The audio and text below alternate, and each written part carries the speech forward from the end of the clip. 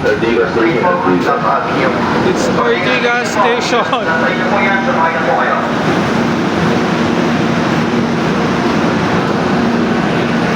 Hi there, Chris and Josh. Good evening to everyone. How are you all doing?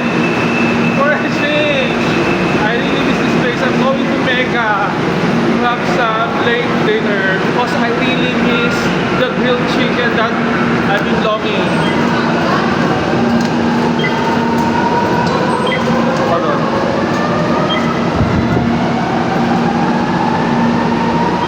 What do you call that thing?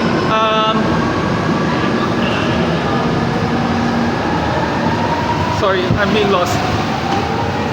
I really used to eat that kind of grilled chicken and the java rice, and then I wanna have a dessert of cinnamon roll.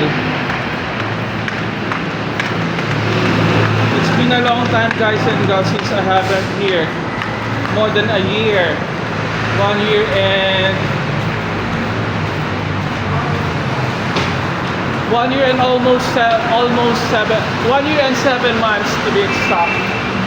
And I hope I can catch up because as far as I know, the mall will be closed by 10 p.m. So I just give a try. Who knows? You can probably say.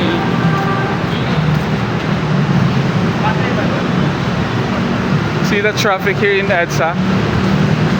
What should I gonna say? I forgot something. Before that, thank you Lord for the wonderful blessings that you gave for all the trials and challenges that I surpassed. Shout out to my mother in Bicol, Kuya Porto, and to all my first viewers who never get tired of my masterpieces.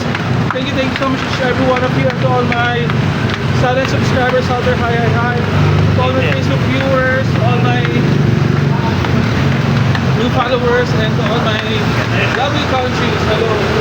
Hold on.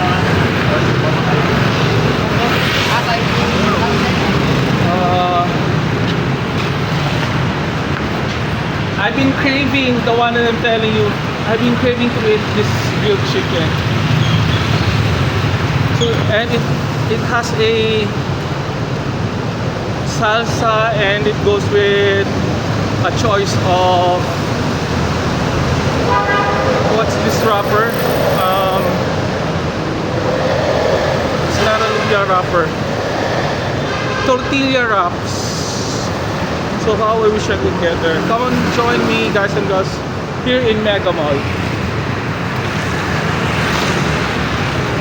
I supposed to watch a movie, but time didn't permit me.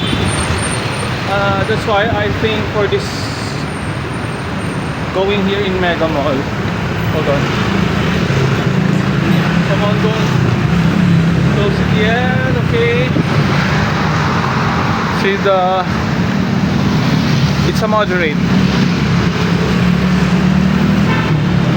I wish I can still catch up. Guys and girls, don't make some fast forward, okay?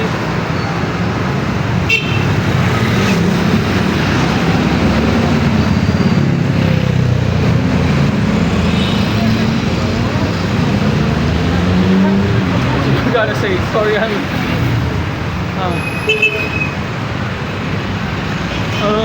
there it is. The door is still open, but I don't think the restaurant is still open. However,